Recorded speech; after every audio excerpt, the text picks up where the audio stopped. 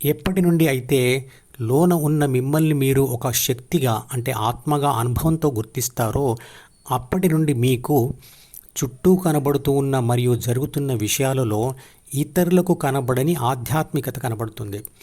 అన్ని మనసు లేని పదార్థాలలో మరియు మనసు ఉన్న జీవులలో కూడా విశ్వశక్తియే ఆత్మరూపంలో కనబడుతూ ఉంటుంది. ఒక పాత తెలుగు సినిమా పాటలో హీరోయిన్ గురించి హీరోకు అంతా తెలిసే ఉన్నా ఆమె ఎదురుగా కనబడుతూనే ఉన్న హీరోయిన్తో హీరో ఇలా అంటాడు, ఎవరు నీవు, నీ రూపమేది, ఏమని పిలిచేది, నిన్ను ఏమని పిలిచేది అని. ఈ పాట లింకును వీడియో డిస్క్రిప్షన్లో ఉంచుతున్నాను, వినండి. ఆ మాటలలో 3 ప్రశ్నలు ఉన్నాయి. 1 ఎవరు నీవు, 2 నీ రూపం ఏది, 3 నిన్ను ఏమని పిలవాలి. హీరో ఈ మాటలు ఎందుకంటాడు? హీరోయిన్ అంటుంది, నేనని వేరే లేనే లేనని నీకెలా తెలిపేది అంటే నేను అనేది ఒకటే ఉంది, రెండోది లేనే లేదు, ఆ విషయం నీకు ఎలా తెలపాలి అని ప్రశ్నిస్తుంది. నేను నువ్వు ఒకటే అని చెప్పినా కూడా అది తప్పే అవుతుంది, ఎందుకంటే అక్కడ చెప్పేవాడు మరియు వినేవాడు ఇద్దరు ఉన్నట్లే కదా. హీరోయిన్ అన్న ఈ మాటల అర్థం ఏమిటి? ఆ సినిమాలో ఆ పాట పెట్టిన సందర్భం ఏమిటో నాకు తెలియదు, కానీ అది ఇద్దరి మధ్య సాగిన ఆధ్యాత్మిక సంభాషణలా ఉంది.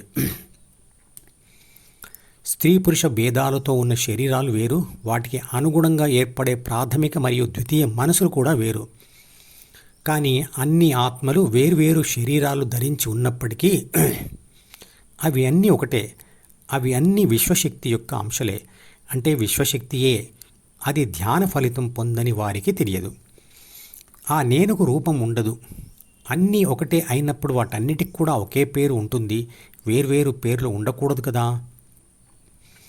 ఎన్నో విద్యుత్ పరికరాలలో ఉండి వేర్వేరు పనులు చేస్తున్న బ్యాటరీలలోని విద్యుత్ శక్తి అంతా ఒకటే.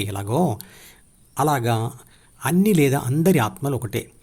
అన్ని బ్యాటరీలలో ఉన్న శక్తిని విద్యుత్ శక్తి అనే పిలుస్తాం.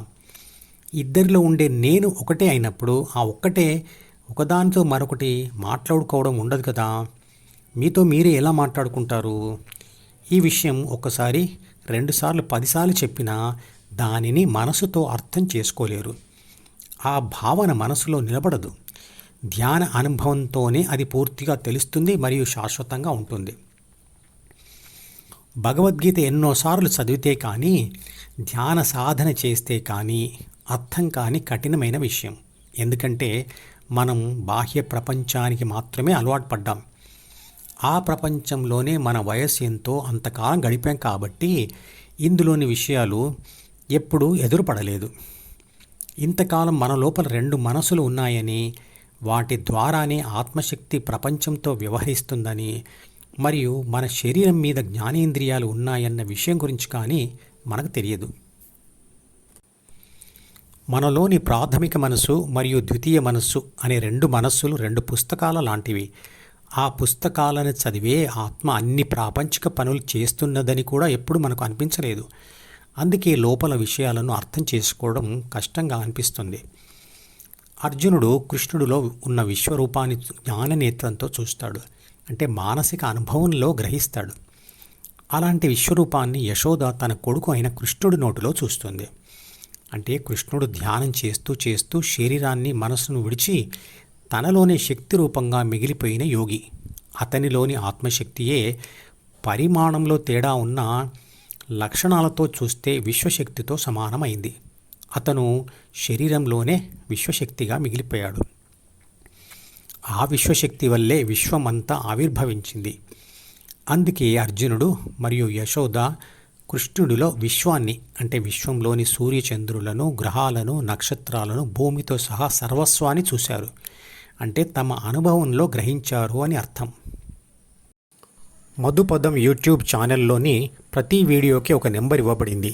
1వ నెంబర్ వీడియో నుండి మొదలుపెట్టి వరుసగా చివరి వీడియో వరకు చూస్తేనే ధ్యానశాస్త్రం సంపూర్ణంగా అర్థమవుతుంది.